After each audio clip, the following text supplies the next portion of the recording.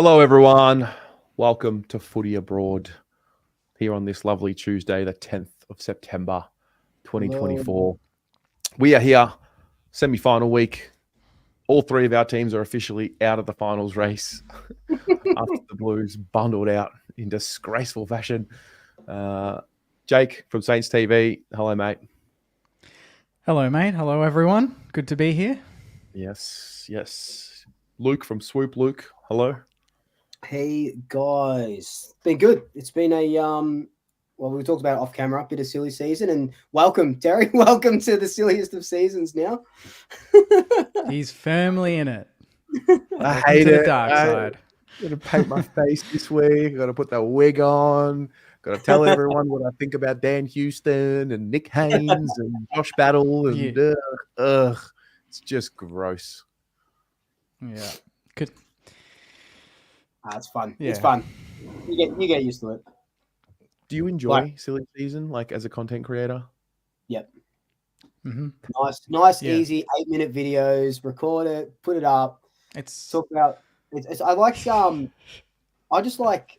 I think I just like gossip so much, and that's why I like even not even just footy gossip, just gossip in general. If mum's talking about someone at work that I don't even know, I'm like, where's the coffee? Tell me everything that she did today.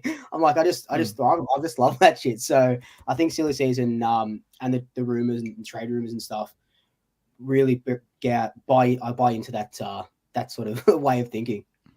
Yeah. It's the only time during the season where you acknowledge the Twitter accounts with one follower. Those are the ones that you got to be wary of, Terry, where they're like, I've heard something in the know. The whisper. That's I don't know if he's still going around, but he was big 5 years ago. Man. Do you remember him? The trade whisperer? Yeah. I don't know what his strike rate was, but yeah. It's always. Do you guys get a lot accounts. of I'm hearing this? In what way? I get a lot of people that are like, "Oh, I've heard so and so," but they didn't hear it. No one told it to them. They read it somewhere. Yeah, I get. Yeah, it definitely gets easier. Like, at least the more you do these channels, the more people you meet, and there are people that you can trust in this space. Yeah. So maybe 3 years ago, this time would be really painful because I genuinely wouldn't know what to believe or what's actually feasible or not. But when you meet people and you can be in certain groups, I can go to someone or a couple of trusted people and be like, hey, what do you think here? And they'll basically not tell me, but they'll just give me a thumbs up or down, like if it's ballpark. So that helps. There's not that many outrageous ones at the moment being rumored, is there? Like, there's no crazy ones. There's no Jamara to Collingwood or any of those crazies. Besides the track stuff, there's not really. Yeah, track was the biggest. That's all died down. Is it though? Well, they're doing that external review, aren't they? So not that track's got anything sort of to do with that, but that's crazy. Like, after their president came out and said what she said about Petrarca and the culture and stuff, she leaves a week later, and now they're doing a whole review of the. And correct me if I'm wrong, they did one recently, didn't they? A internal review. Yeah, this is external though. I don't know how big of a difference it's going to be, but I don't. How would you be as a Melbourne fan knowing that people say things and then they jump ship the next week? You couldn't trust the club right now, could you? We've all been there with administrations. That's a dark place to be. When you lose trust, that's a really dark place to be. Would you have lost trust as a Melbourne fan if the situation unfolded the way it has? Yeah, man. If that was like Cripps, or Sam Walsh, and those sorts of stories are getting out, oh my God, I'd be rattling cages to find out what the fuck's going on. Yeah, far out. Not our circus, not our monkeys, thankfully. We're all pretty sound at the moment, which is good. Yeah. It's early days, but it's a good start. Yeah, touch wood. So what we'll do is, why don't we go and review a little bit of what happened in last week's finals, and then we can maybe later in the show look ahead to the finals coming up, and then see if the three of us can come up with a couple of topics that we want to talk about. Go from there. Cool. You guys, you nailed it with Port all year long. Yeah, it's I also said, even when they went top 4, I said Essendon, I couldn't trust them at all, and then they faltered out. I said that they were one of my teams that will drop out of the 8.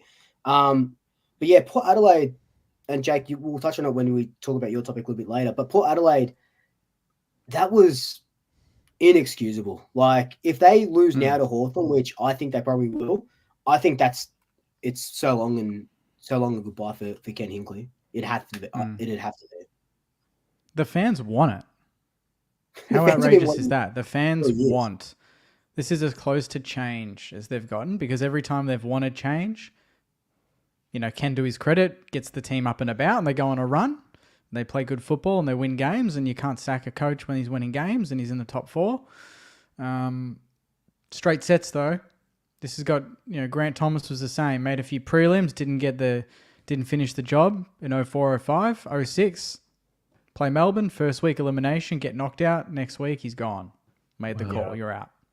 How many chances can you give someone?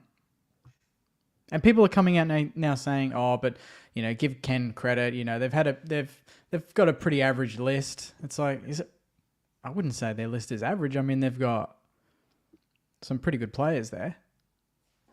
Yeah, I think they've got a really good. They've got they've got a real deep midfield as well with Horn Francis, Butters, Rose. They've got a really good list. Maybe their forward line's a bit questionable, but their top 4, they finished second. They finished second on the ladder.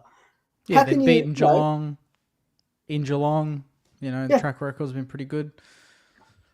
It's one of those ones you just, there's no excuses. If they lose this week, does he have to go? I don't think he has to go. Do you think he has to go? I think I don't know if he has to go, but I would be saying that's an 80% chance upwards of that he wouldn't be coach next year. But who's there to take who's better in waiting in the wings? That's the thing. They're saying that Josh Carr has got that succession plan. Yeah. That's the thing, because let's just say Josh Carr, for example. Well, yeah, he's had a great lead up. He might be ready to coach, but you're only a coach for the first time when you're the coach for the first time. So you've got to learn lessons and relationship habits. And I fucked up with that selection this week. I'll learn from that. Like, Ken's been there, done that. They're so close. They keep getting into the top 4. It's a big call. I think if that was Carlton though, Terry, what would you sort of? You finished second and you get demolished by 84 points. It's happening year in, year out. What do you sort of? Because I know if that was us, I'd be absolutely fuming if we hadn't won a premiership and we're just there, just teasing for years. I asked this question the other day, and it's a good one because we've only just started playing finals the last 2 seasons. So we were sacking coaches that couldn't even get us to, winning seasons to play finals. Yeah. And then I was like, well, what happens if we make 3 prelims in 4 years or maybe a granny and lose and not get the job done? Are we going to be saying, oh, well, we need to get enough? So it's almost like you've got 2 sets of standards, like a coach that gets you competitive to play finals and then a coach that is good enough to win you a flag. And I don't know, I'm naive because I've never seen a premiership, but I'd like to think and guess that you've just really got to get yourself to prelim and hope for the best, because anything can happen from there or get to a granny. But it's hard to put expectations as grand final or bust. I mean, Brisbane's probably there this year. Port might be the other one, but that's tough. Yeah. And well, it's hard because like the same with sort of Buckley. So like 2018, we lose that grand final and then we lose a prelim by a kick.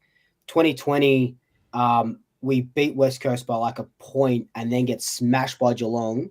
And then 2021 he's gone. And it just it's a bit, that's obviously a decline because you're getting one worse every single year. 2021 we finished 13th, 17th, 16th, 13th. I can't remember, but low on the ladder.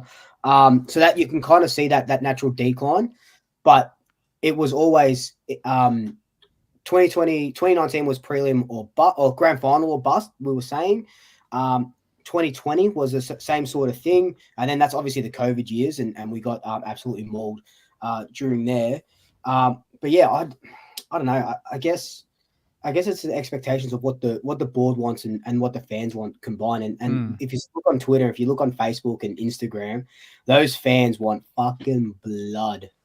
Yeah, that's the thing. The players say they love him, and they respect him. And I mean, they didn't show it on Thursday night, that's for sure. But when the fans are voicing their opinions that way, it's hard to ignore. They will know. But they've had this for years. This isn't new. And I guess that's the thing, is how many years... Like, is he signed... What's his contract like? Is it next year and that's it? Or did he sign a big extension? I'm not sure. Do we know? Yeah. I'm not sure. End of 2025. It just says. Yeah. So... and there's rumors that West Coast might give him 4 years. That's what some of the media is saying as well. So West Coast is sort of floating around. Okay. So he might just want a new challenge. But yeah. It's, do we think they're going to beat Hawthorn while we're on the Port Adelaide topic? No. I went to the Hawthorn Doggies game on Friday. Oh, nice. It's just they are just so committed to moving things and making quick decisions. They're always in motion. It's fucked. It's incredible. They just have a relentless commitment to movement of the ball. Which is the weakness of Port. Massive weakness. So, I think I'll back Port in for Ken. Yeah. The spirit.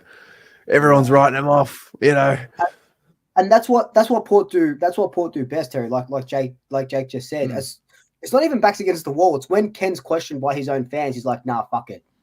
I'm firing you guys right up," and they usually win the next week. You can't not like Ken. Like, do you like? Love him. I love Ken. Yeah, he's the last of his kind. Yeah. I think seems like a good dude. Like, I'd love him as coach of the Pies if he, if we had him. Maybe it's just his team. So break it down. The players obviously don't rebel against him. You're consistently making top 4. I know that they're getting bowed out in straight sets. So your players are buying in. You're consistently in the top 4. You're winning 15 plus games a season. It's interesting because your fans are somewhat your stakeholders, right? And you want to, you want those memberships. You want them to turn up to games, and even though you're sort of winning, ultimately you want a premiership. How many prelims can you make and lose?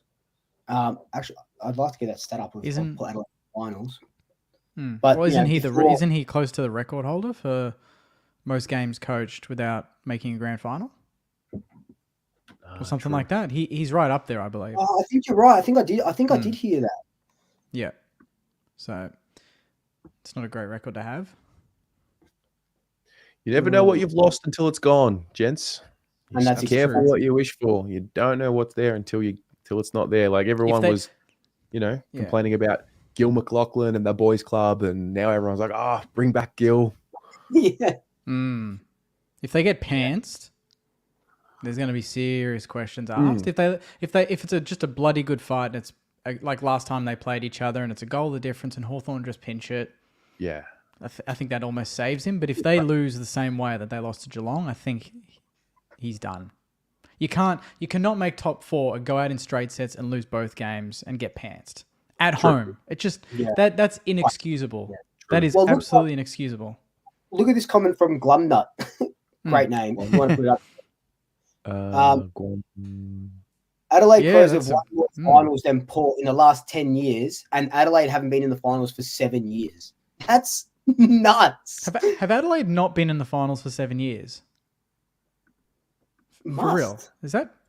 Wow. I just never associated that sort of with Adelaide. I always assumed they were, because they don't seem that bad in season. You always kind of fear playing them in Adelaide. It's never an easy game. It's a weird stat to associate with Adelaide. 7 years. So what? Since they made the granny, or something like? No, it would have been after that. Yeah, Yes. Oh, yeah. 2017. Since then, holy crap! Really? They haven't made five. They lost that badly that day. They needed to take 8 seasons off just to recoup. Let's see. 17 For real? was the grand final. 18 they didn't make it. 19 they didn't make it. 20, yeah, they haven't made a final since the grand final. Holy crap! That's an underrated stat that no one's talked about. That's huge. And so 2015 they made a semi. 16 they made a semi. 17 the grand final, and then nothing else since then. I mean, side note, but I'm astounded they didn't win in 17. They were kicking goals for fun that year. It was crazy. Yeah. True. Richmond were doing a Hawthorn. They were just flying. You couldn't stop them. Yep. So hey, I've got an update on Smart Ball. You Let's guys go. aware? Yes. Ladies and gents, the Smart Ball technology has had its major breakthrough and it's decided a game. Those of you who don't watch the AFLW, the Blues actually won a game at the death because of the Smart Ball and the chip. So to paint the picture, Matty Gearin snaps a ball, kicks a goal. Kicks what was called a touched behind. They played Gold Coast away. Umpire's call was touch. They reviewed it. Now, what they don't have yet is like a visual. They don't have a video that shows you snicko or whatever. But the ball they were able to determine that the ball was kicked. And then when it was touched over the line. And it decided the game. Carlton won by a point. That's fucking nuts. Brilliant. That's nuts. And like, that wouldn't have been picked up on the security. Not that all AFLW grounds have it, but the security camera footage that we have for Arc System, it wouldn't have been picked up. Snicko. That's just that one result has paid for everything that has gone through, and all the people saying it's no good. Bring it into the finals, the men's finals now. Yeah, well, that's incredible. Yeah, so they just need a visual now. So they just need. I mean, that's not easy. That can't be too hard to find. Nah. Yeah. Yeah, kind of like what the EPL does with their goal line technology, where it's just virtual, kind of goes over the line. You might see a finger go onto the ball or something. That's awesome. That's fucking incredible. And you guys won. Was it by a point or something? Was it what? Sorry. Wasn't it by like less than a goal? You guys won by a point. I want to try and find the footage. They should get Big Ant Studios onto the graphic. They always deliver, those guys. Yeah, they do. Yeah, give them a good budget. You guys just talked amongst yourselves. I'm going to find this footage. Right, find the footage. What were we talked last week about all the finals, Jake, and last week we said fucking all these finals are going to be decided by a goal or two, and then the next day the Geelong next day hold my beer, bang, insane. What was your, and we'll ask Terry when he finds his footage, but what was your favorite final that was played? I mean, I loved the Hawthorn Doggies just for the crowd. It just felt like a grand final, not just a final. Yeah. And it was so loud because both fans are so desperate for success now. I mean, Hawthorn fans have been there, but they probably didn't expect it to come this quickly again. So they're pumped. And then the Doggies fans are the Doggies fans. They want that next flag. I mean, how can you go past Sydney Giants that last quarter? How can you go past what Heaney did? Papley set up the last 3 goals or something, direct handballs, insane. But yeah, it's just mind blowing what he did. And that was Papley returning from injury, right? Because he hadn't played in like 6 weeks or something. Yeah, he had returned and he did that. It's not going to be as noticed. Here we go. Here we go. Okay. So you're looking out for number 18. I think she's here. Okay. Maybe I'll. Carlton girls. Sorry, she's here. Number 18, Maddie Gearin, right? Mm-hmm. Yep. Here we go. SEO, here's a chance. Throwing it on the boot to get Okay, themselves. so that was the touch. Yeah. Oh, sure. Goal boy's not sure. So a score assist. Bit of sass. Okay. Score assist system might Well, be we'll have in play. we're going to have a chat first. The umpire's original intention was to play touched. She wanted to do that. Oh. What is going So on? we're saying hold. Hold. Hold. They for don't the need to score commentate assist. during this moment. Yeah, They it's can just just good. shut No up for a vision. There's second, no yeah? audio as part of this New new. initiative. If that's the word I'm after. New initiative in the game, It's which is fantastic because there's no score reviews, no cameras on the posts. So this new system, which is all Yes. biometric and data. There's chips in the ball. We know Yes, Oh, that there's chips now. in the data. ball. There's It's data going. charged Data and beforehand. chips in the It's ball. Oh my God, data, Yes, technology. Tracking. Buzzwords, So there'll be buzzwords. a graph or a Oh, a graph. It's a goal. Blues back in front. So that's Yeah. that's cool. They definitely need a graphic because that was insane. Yeah, you can't be talking through that. It's a But- bit of a trust me, bro. Yeah. But so I don't know if you can answer this, Terry. You seem to be all over it, but they can tell when it's touched. But how do they tell that it's touched over the line? Is there sensors on the goal line as well? The chip is matched to the lines that are drawn on the ground. Oh, right. Hmm. Okay, I must have missed that. Yep. So right. it would know that it was touched again when it was touched on the line, but it would be able to tell if that ball was over the line or if it wasn't. Mm. Yes. Yep. Fuck. That's. Yeah, that's brilliant. Oh, they don't call it smart ball for nothing. that's actually Mate, that's Nah. Genius really ball, smart. genius tech. Genius Genius ball. buzzword, Game-winning ball. Yeah. Oh, Yeah. there. So- Got it's 3D mapped. Yeah, that's There you once go. we get the graphics in, which I think they'll just try and get done during this off season. We'll see it in the preseason of the AFL boys, the men. Sorry, they're not boys. The men. That's gonna be incredible. Oh, mate, That's gonna be can't so wait. fun to see. I want fireworks from the posts. You've been saying that. What were we talking about? Fireworks LED, from the posts, mate. the Yeah. LED lights that kind of say goal when they like go really fast. Yeah. I wish they did something like Terry, or maybe even you would, Luke, in FIFA, where there's like, if you verse a mate, there's a mode where it's got like the ball has like powers after like a certain Yeah. amount of things that you do. So imagine like you land like 3 marks in a row, and then that means the ball's turbocharged and you can kick it 80 meters. Imagine that. That'd be sick. Oh fuck, Oh my god. that'd be fun. That could be done. That'd be so cool. Anyway. Oh, I've got my topic. It's a Yes. very Yep. quick question.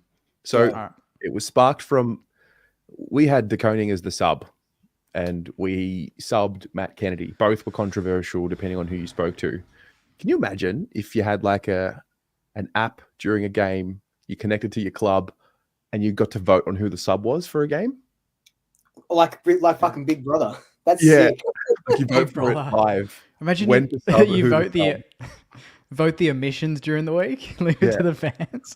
The fans Oh, week. Build the team. Yeah. The whipping boy would just cop it. He'd have 30 and 5 goals, and he'd get subbed out if the fans just voted him out. Poor Yeah. guy. Maybe Yeah. it'll be interesting. But like, if we want to talk about that sub for a sec, that Kennedy thing, just as a sub, was just fucking. He just had a baby. He flew up late. He played what every game. One of 3 Play players every played game, the game. yeah. Cripps, Kennedy, and Holland. Cripps, Kennedy, and Oh, Newman might have played. Newman. Newman played every Yeah. game. And then to get subbed out after, I just think it was.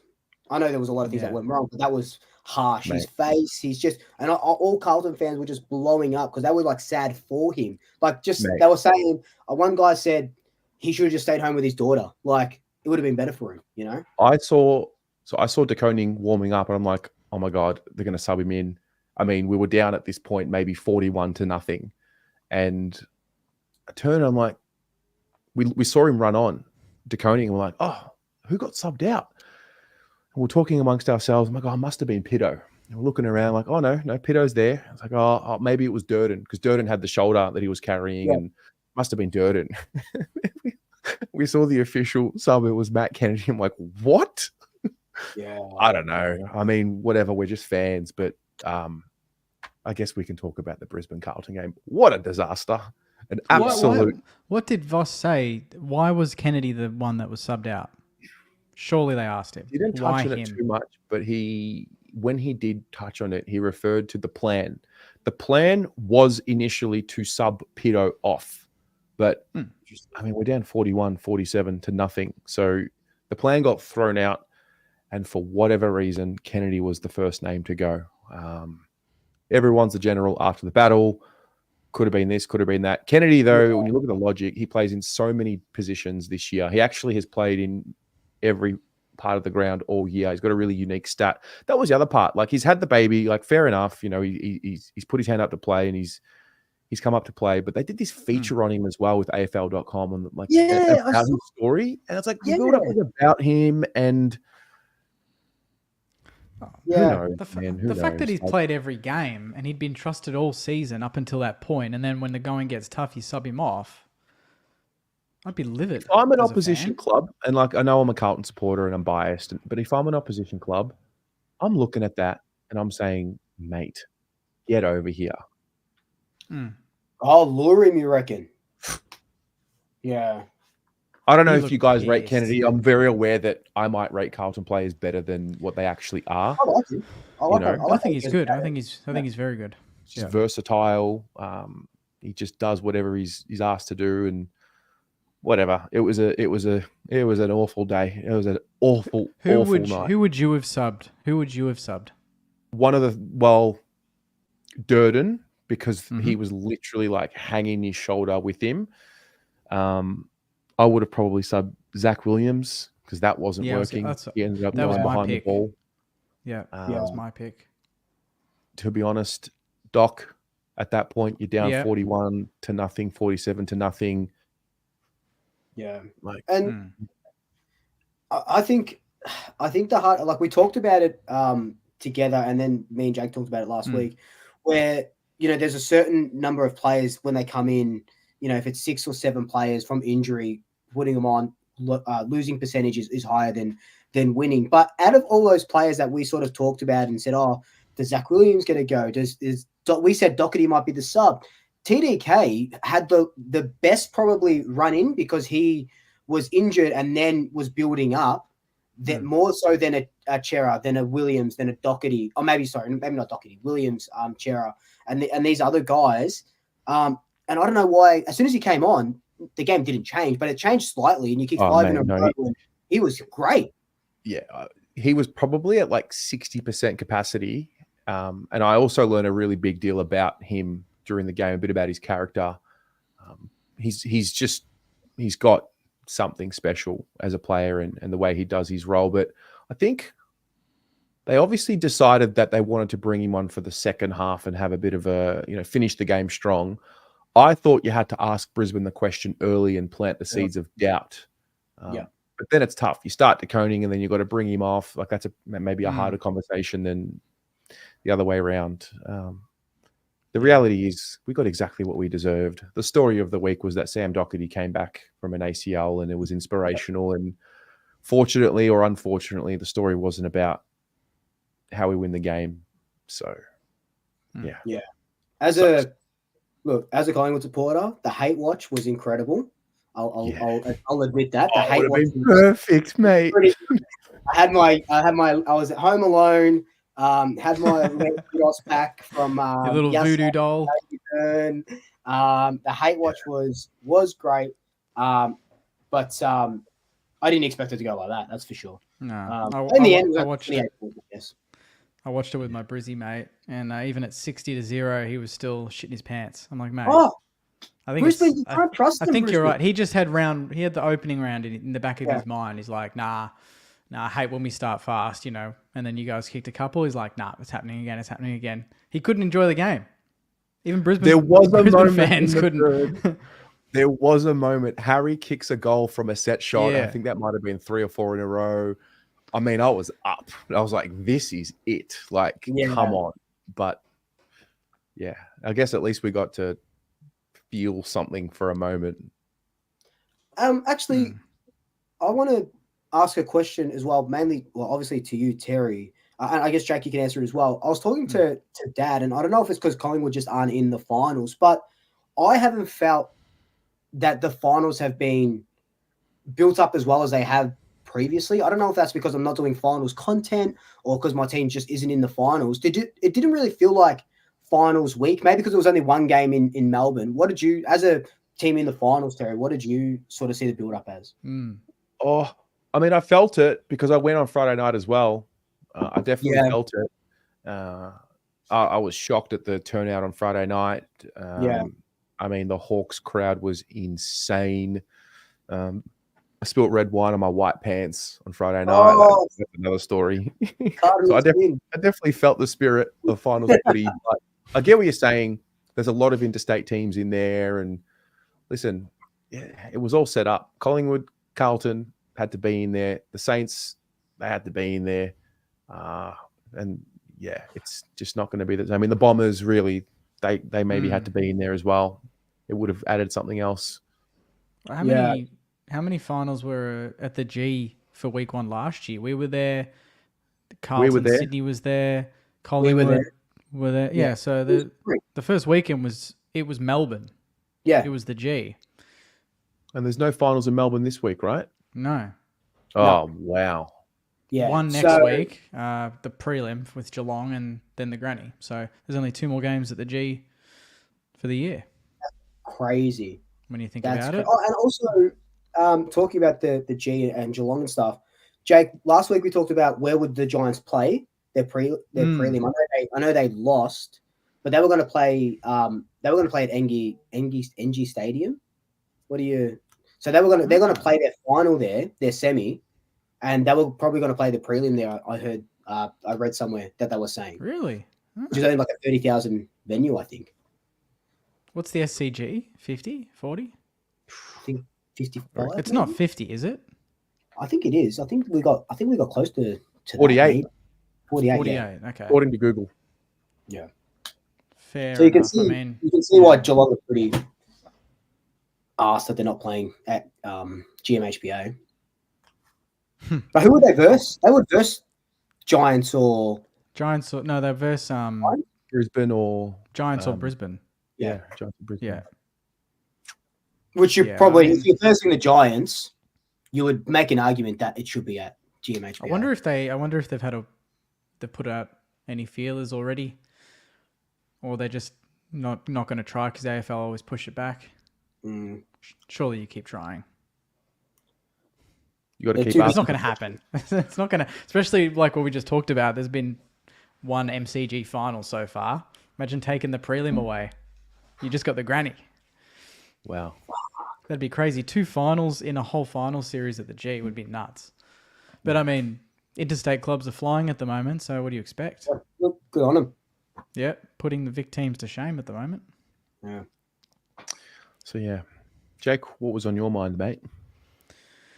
On my mind, so I mean, it's kind of, I guess, off the back of Port, and even then to Geelong to an extent. What makes a team so dominant during just the home and away season, and why does that not translate into finals? What's the difference? To me, do you think finals are always feel different? Because I was having this chat with my Brisbane mate watching the Brisbane Carlton game, and surely you go into these games preparing the same. Surely once the ball's bounced, it feels the same. The build-up is what's different, right? So once the game's going, don't you just get back into the business as usual mode and you do your role and you make sure you hit that kick? And I mean, the pressure's up a little bit, but even then, the pressure gauge for Carlton and Brisbane was below average on both sides. So it's that argument of, the pressure's through the roof is not, statistically it's not there. So what causes such a panic for a team like Port? And then why are there teams like Geelong that do the opposite? They don't struggle through the home and away season, but they kind of cruise through it, go through their ups and downs. They don't jump out of the blocks and look amazing, but then when finals come along, they're a different beast. I think it's... What does that come down to? Expectation, like living up to expectations. Yeah. So Geelong, what is it now? 13 out of their last 18 seasons, they've been in preliminary finals. Port Adelaide, we sort of talked about it earlier. Their expectation is that they're in Adelaide. They finish second. They need to win So even though the pressure isn't physical, it's just all in their head. You know, the same sort of thing has happened to us numerous times.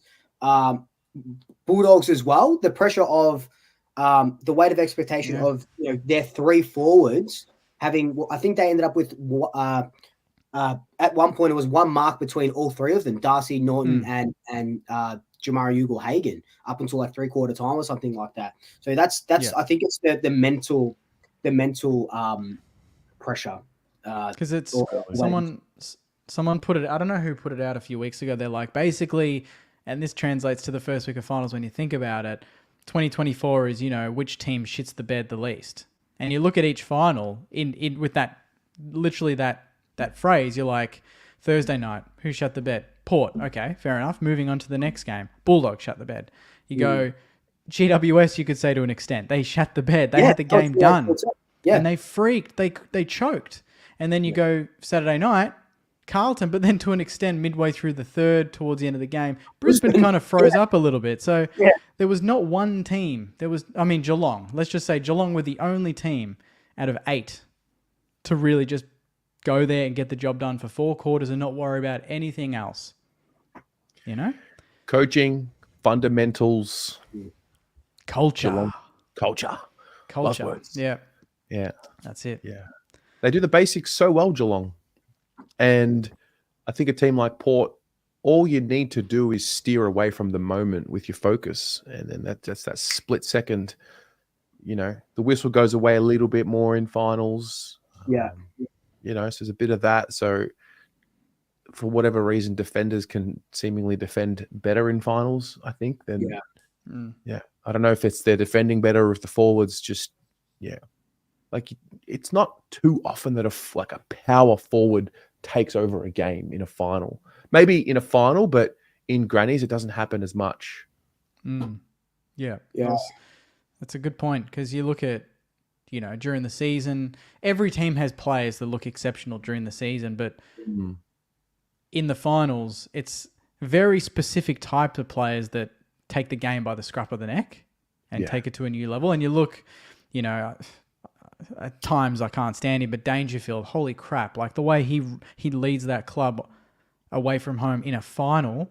Jeremy Cameron, it's like give him 3 or 4 possessions and he will destroy you. Like during the season, there's such a big pool of these sort of moments. You're like, okay, it's easy to forget how unique Jezza and Danger and Heaney and these sort of players are. But in finals, it's isolated. There's those moments.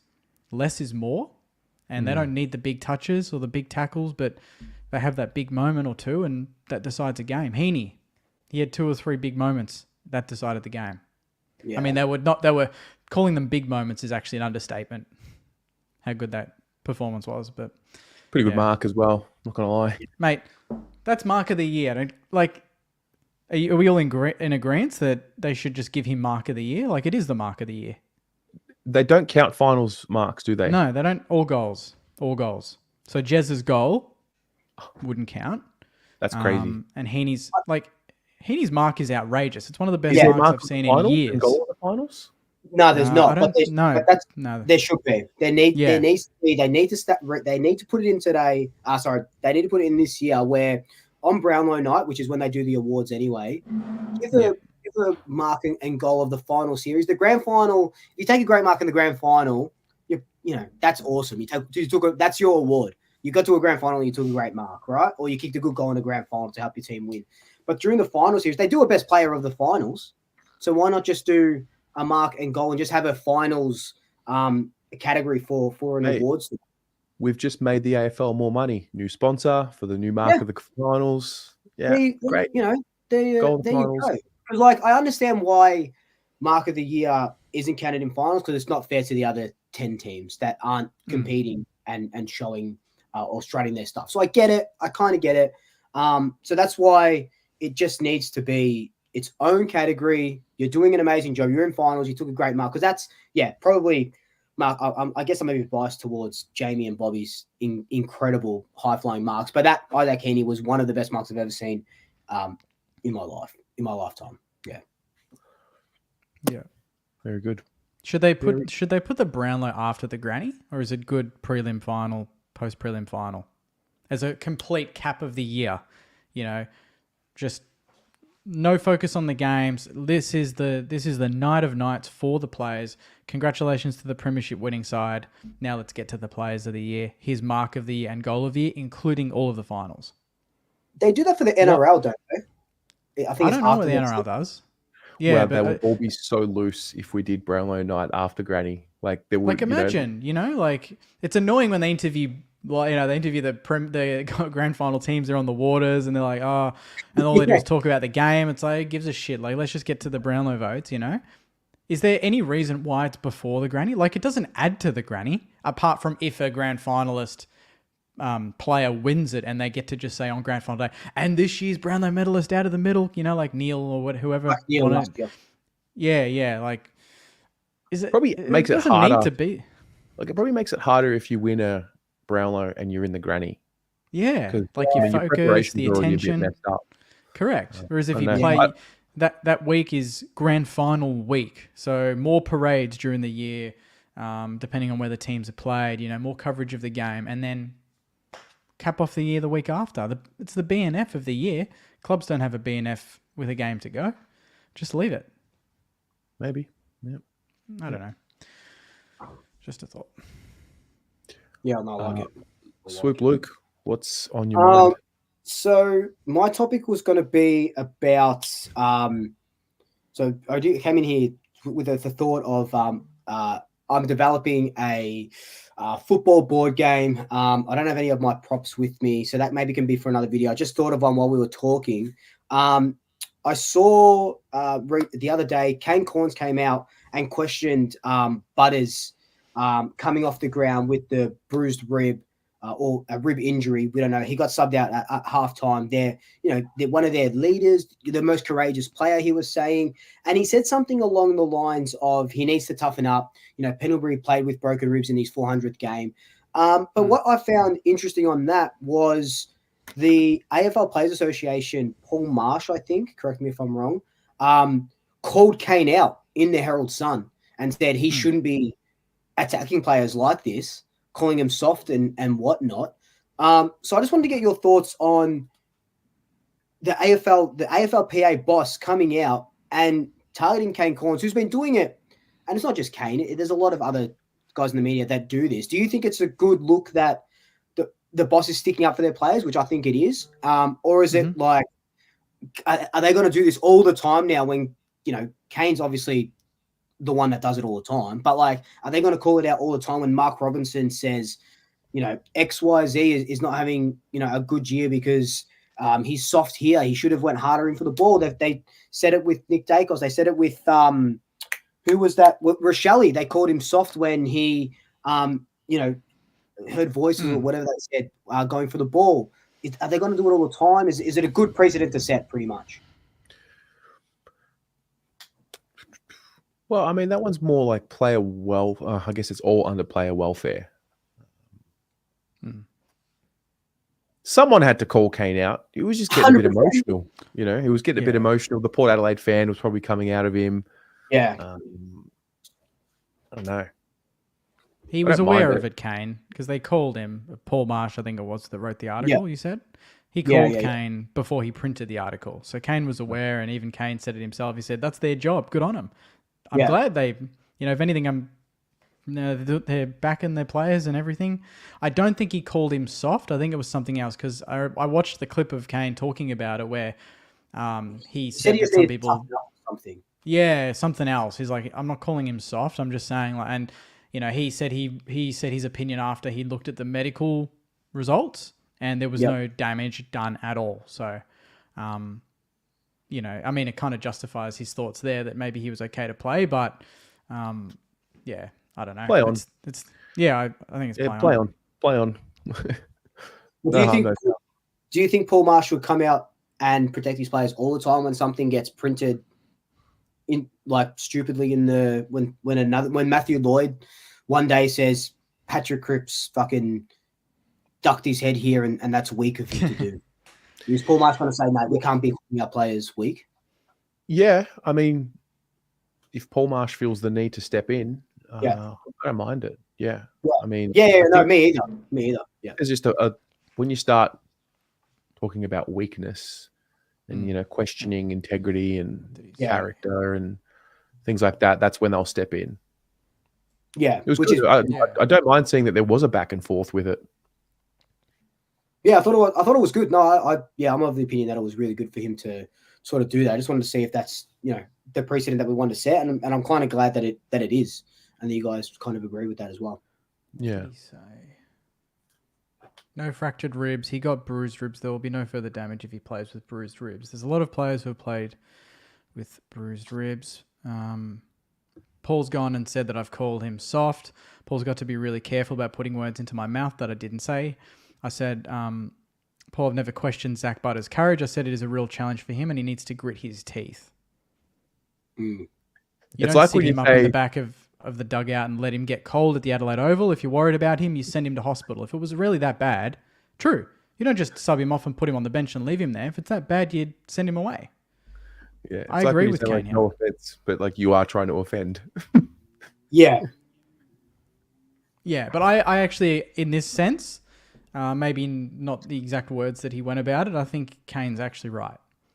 I don't think he crossed a line. Yeah. Yeah, no, he definitely did. No way. I think we've all seen Kane Corns cross a line with one of our players. This is actually, this is him being semi-caring because it's Port. If this was any other club, he'd be ripping into 10 times more. Which was partly why I think they printed the stories because Caroline Wilson asked him if he said what he said because he heard murmurs from from the club that maybe players didn't like him being subbed off. Maybe Butters himself didn't want to be subbed off, this sort of thing. Right. And he's like, nah, there's nothing to do with that. It's just he should have played the game. If that was a granny, Butters plays out the game. It's not even a question, right? Yeah. I mean, it's a qualifying final. You get the week off. You could push through and you'll be fine. That's the reward at the end of the day. Is if you're sore, you got 2 weeks. Yeah, exactly. So I don't know. Each their own. Not the excuse for losing, but yeah, it kind of set the tone for the rest of the night. Should we have a look at some games? Yeah. Yes, let's do it. Oh, let's get that predictor out, boys. Hey, this is the first time I'm going to be excited to do it with you, Terry. It's not going to be rigged. Hate footy.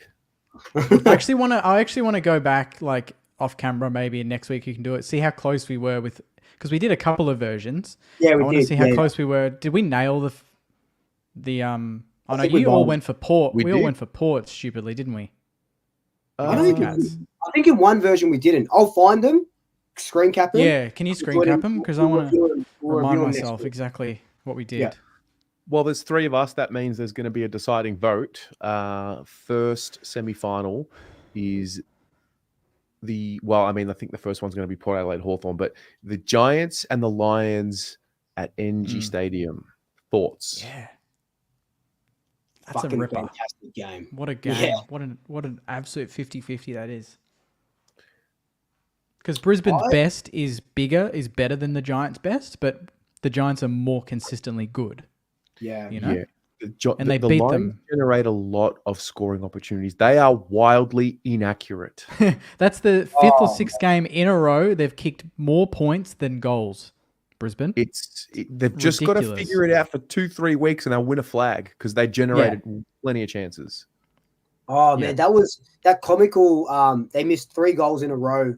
The Bailey one where he's missed it completely. Yeah. And then right in front hits the post. That was those couple of minutes where Carlton were fucking threatening him. And they needed that settler and they didn't get it. Yeah. And the Giants beat them only a couple of weeks ago at the Gabba in a really good game. So the Giants will be pretty confident themselves. There's no injuries on either side. Oh, actually, Brisbane. Jack Payne. They lost Payne.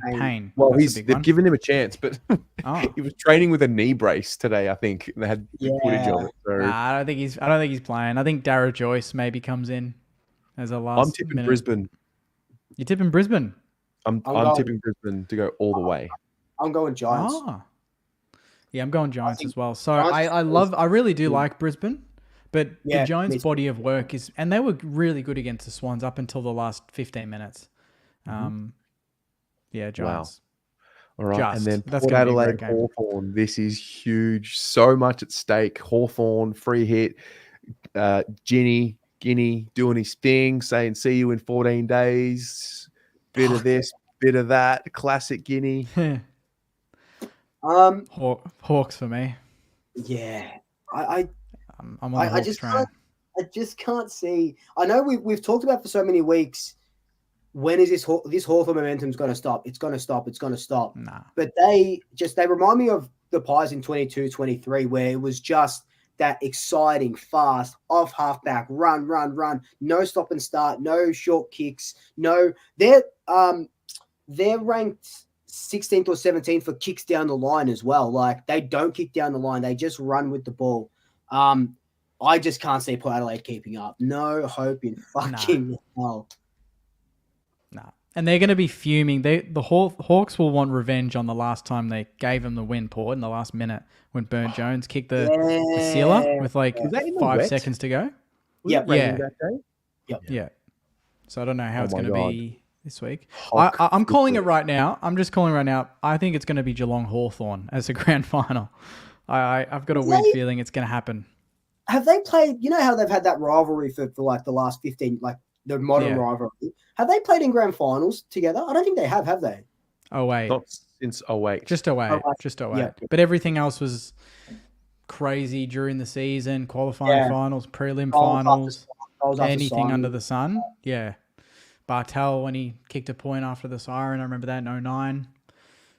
They had some outrageous games. The old Cats up against the fucking young Hawks would be. So tip this. You'd actually tip Hawthorn. No, I'd tip Sydney. My tip would be Sydney. I think Hawthorn will give them a run for their money. But after what I've seen with Sydney, what they did to us, what they did to the Giants, Papley gets another week's rest after coming off that injury. They're just Heaney will win best player of the final series. He's incredible. I love Sydney, and I think they're primed for a flag this year. Do you know the interesting thing is Hawthorn are the big question mark against any team, because I feel like no team knows how to play Hawthorn yet. No team has actually worked them out at all. And I think that's a massive advantage for a team like Hawthorn. Even Sydney, maybe, that for the year they've been better. But come that day when the balls bounce, I reckon they got genuinely no idea where this ball's going and who's kicking the goals. That's what makes them so dangerous. They're spread, more so than Sydney's. And, I mean, I'm just going the underdog here. I mean, underdog in this final series, not overall, because they've won many flags, obviously. But I think it's... Yeah, I just got a weird feeling it's going to be Geelong Hawthorn. Because we talked about the interstate clubs being dominant all season. Okay. Yeah. So Jake's tipping Hawthorn. Luke, did you say you tip Hawthorn as well? No, I'm Sydney. I would tip the Swans at the SCG. What about this game? Geelong and the GWS Giants at the MCG. At the G. Because how much do we read into what... I know it's going to sound stupid, but like, how much do we read into what Geelong did to Port Adelaide? I know it was an 84 point win, but Port Adelaide, like, I know Geelong were amazing. Obviously, you don't win by that much without being amazing. Port Adelaide were they couldn't run, they couldn't do anything. I think the Giants might roll the Cats. No, and I don't know why. I'm not saying that with any confidence, but I think it's a Sydney Giants grand final. If Sydney win. Yeah. Just the fundamentals, the cream rises to the top, and the Cats, they're well coached. Yeah, they are. Yeah, I would tip Geelong in that game. Yep. Oh my God! Imagine a rematch from a couple of years ago. 2022. Yeah, except it'll probably be the other way around, and Sydney win by like 7. I think so too. I think you're right. Yeah. Well, that's why I wanted Hawthorn, because Geelong Hawthorn would be absolutely nuts, just from a spectacle point of view. Yeah, that would be nuts. Like, in terms of like those prelims and the most exciting matchup you could pick, it would be Hawthorn Geelong. It would be, wouldn't it? Yeah. Or Hawthorn Giants. Well, I mean, that'd be nuts. That'd be bloody exciting. Jeez, two young, quick teams. Yeah. Change it to the Giants and Hawks. Let's go. Look at this. It's the two, like, strong club cultures, fundamentals, basic standards, Mm. the Bloods and the Cats, the cultures. Who would I you, don't know if this was to happen, where would you go? Who would you tip? Sydney. Sydney. I mean, Yeah. who would I tip?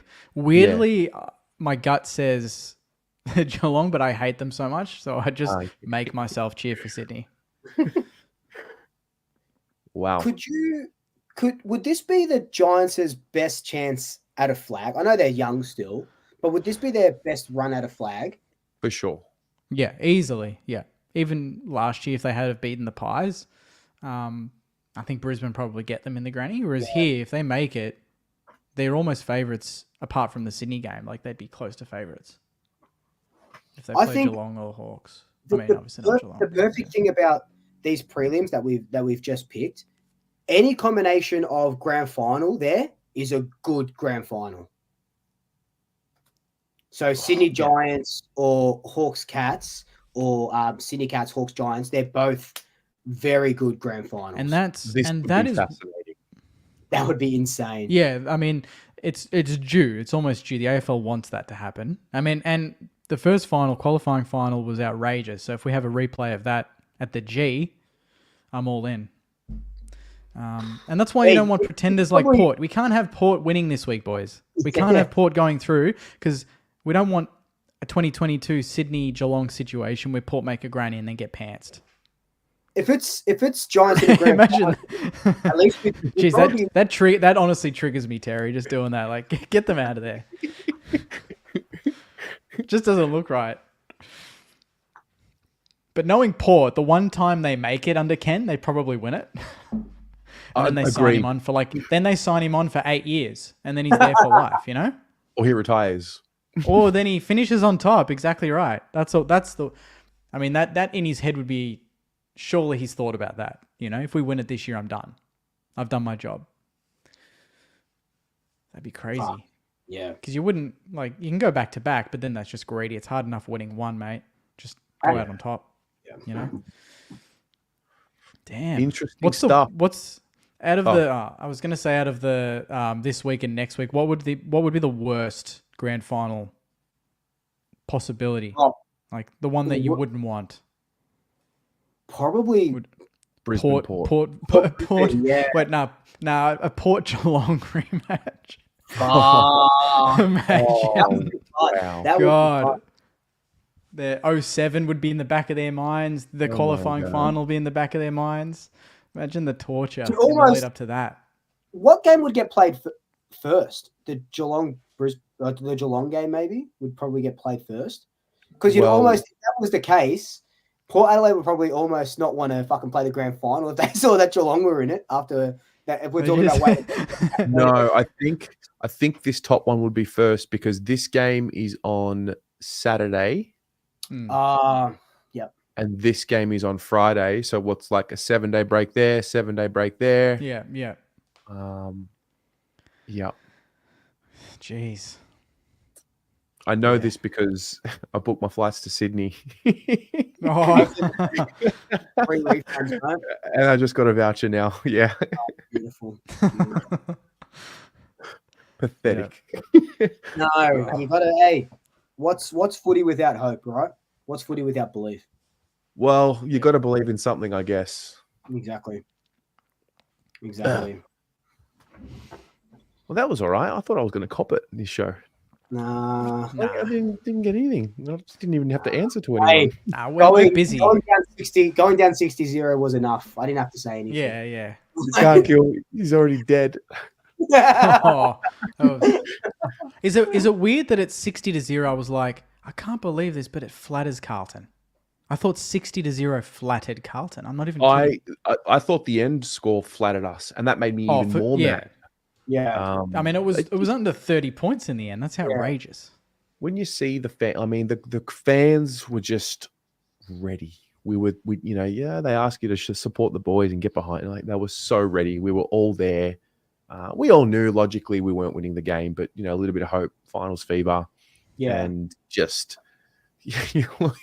halftime scenes. I go out the front, have a couple of darts with some random fans, Just stress. Like I'm not a smoker, but I occasionally have a dart when I'm feeling it. Halftime, just chaining him, and then just sucked. Just cop that, everyone. All those mouthy Carlton supporters. Well, we're copping it as well. Fair enough. Joe Adamo's copping it. Bless him. Yeah. I mean, that's what happens when you put yourself out there. You say things about other clubs, and That's yeah. What round? I saw that clip going through. What round did he say that this is it? When we're winning the grand final. So we had beaten Geelong by 10 goals. Yep. We were Yeah. flying. We were looking so good. And he did this thing for a couple of weeks where he's like, Tez, I'm bored. And I remember thinking, fair enough. Love you to death. It's tough. Joe is one of the most hardworking and diligent people in the space that I've met. And he loves his club. And he gets amongst the banter, and he cops it, and he gives it, and he's not one of those. It goes both ways, and that's just the nature of the game. And that's Joe. That's why I love him. I mean, I think it's cool when it's Collingwood supporters. Like, I get it when it's Collingwood supporters, and he's obviously had a crack at them, and I get that. But when you see Carlton supporters and their accounts like going at him and like, coming in from the calls coming from the house, inside the house. Yeah, it's like, hang on a minute, like, what are you doing? Like, you want a piece of the clout now? Like, that's interesting. Yeah, that's whole different ball game. Yeah. But I mean, whatever. Like, it's content. Like, one's morals are different to others' morals. Whatever. Like, that's the content game, and it's who makes the rules. Yeah, exactly. Yeah. But I wasn't gonna. It was enough. Watching that game was enough. I mean, what else could you say? Yeah, exactly. We've said it we've done it like we say it to ourselves. Like we I don't know. I learnt the hard way. I don't think I say I don't say anything too bad anymore about clubs. I like to think I show a level of respect because I've gotten bitten in the past. And it's just like, mate, when are you going to learn? Yeah. And oh man, I know we talked about this ages ago and we're about to finish, but being off Twitter since the Kangaroos game that we came back from was the best decision I've made in my whole entire fucking life. Because if I was on Twitter when, we were losing 4 in a row, or we were winning and we're coming back and it just gets clipped, and it was just it's been the best. It's been a joy. My mental health has improved. My therapist gives me gold stars now. It's good. That's great. That's really cool. Yeah. That's, you know what? I think somewhere along the line in the last 2 years, somewhere there, I don't know when, Twitter became Facebook. That crowd. Yeah, that's as soon as Elon Musk took over. That's when. As soon as it became X. Maybe. But but you're right. It has those. And fucking those Facebook comments. Yeah, you actually, that's a great observation. Yeah, because some of the Facebook people moved to Twitter, and Twitter was like the cool new place where the cooler older people were that were a little bit hit with the game, and then eventually the migration has just happened. And I fear for YouTube because I don't know about you guys, mate. The fucking YouTube comments on my channel, the best place. Yeah. Even when it's there's debates and disagreement, it's just it's thoughtful. Yeah, researched, like they're long paragraphs. Comments, paragraph. It's just beautiful. It's great, and I hope it stays that way. But fingers crossed. So, is that us? Yeah, that might be. Yeah, very nice show. Very good. Good to be back. I was on the Jumper Punch last week. 5 hours. Oh, Terry, how? Bro, that's just too much. We were like from 7 p.m. to after midnight. We cracked 5 hours. Julia, yes, I do know Dan does footy. Yes, I do know who that is. 5 hours. So sorry I couldn't be here. But hey, well, here we go. Yeah. Jesus. All right, lads. Well, thanks for being here. I just want to answer Paul's question quickly. Oh yeah. Paul, mate, this is the Just once, mate. Just once. Before I die. Oh, that's cool. That's what that is. Oh, that is yeah? brilliant. So, That's sick. Is that yours? that's Like your no, merch? that's the Carlton draft. They dropped them last week. So That's they're sick. Very cool. Yeah. So that's where I got it, Paul, and yeah, brings me to tears too, mate. It's a bit Just once before I looking down died, there, that is but crazy. yeah. So I'll be wearing this quite a bit. Probably not around the club, to be honest, but at home. Yeah, for yeah. sure. Probably not when you're in the room interviewing the players. Probably not a good. Yeah, get them to sign it. That'd be unreal. Actually, be pretty funny. Yeah. It'd be pretty funny. Yeah. There we go. Yeah, beauty. All right. Well, good night, everyone. Thanks for joining us. Go Yep. Footy. Yeah, go Go. Footy. Yeah, Footy. go. Oh, should we Footy, pick a I team guess. to sort of get on? All right, pick your flag winner. True. Yeah. Pick your flag winner. Flag winner. I'm gonna go Ruffy. I'm gonna go Giants. Yeah, I was going to say that. I'm on the orange. I said that last week. Yeah, you Orange did say team that was last week, yeah. my team, yeah. I'll go the Lions. Yeah, lots of Lions in the comments. Yeah, I'll go the Lions. Lions. Cats, The Lions or the Jeez. Swans. Oh, I love Yeah. the Swans. I don't love the Lions, but I love the Swans, but Yeah, I just I've got nothing against the Swans, See. and I hope Sydney win for Brody Grundy. I hope he gets a premiership. From a Collingwood perspective, I hope he gets. Toby Green. I want to see him just give it back. Everyone hates him. He's a gun. Captain Green. Yeah. But I'll tell you what, though. there's good storylines Yeah. in all teams. Fagan needs to be careful because he might be the new Ken Hinkley if they don't True. get the job done soon. So, true. just a little precursor maybe, but we'll see. Yeah, we'll see. All right, All right. lads. Good night. Awesome. Thanks, guys.